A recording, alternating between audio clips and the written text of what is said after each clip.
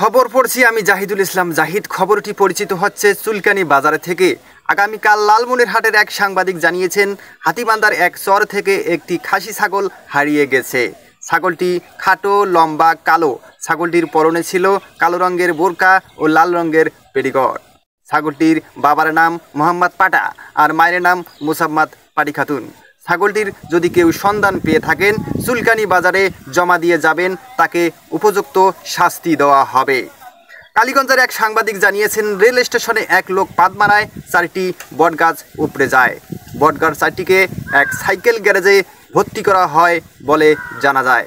লালমনিরহাটের এক সাংবাদিক জানিয়েছেন, বড় এক হোটেলে সিঙ্গারা বানাতে গিয়ে সিঙ্গারা বাস হয়ে 3 জন মারা যায় এবং 4 জন আহত হয়।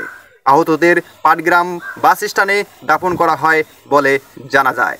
অপর এক সাংবাদিক জানিয়েছেন, মশার সাথে টক্কর মেরে একটি অটো উল্টে যায়, তাতে কারো কোনো ক্ষয়ক্ষতি হয় নাই বলে জানা যায়।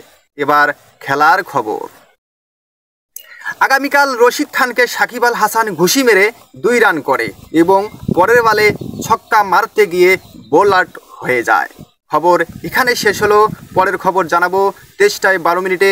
সবাই ভালো থাকবেন, সুস্থ থাকবেন, রাসেল ভাইপার সাপ থেকে নিরাপদে থাকবেন। আল্লাহ হাফেজ।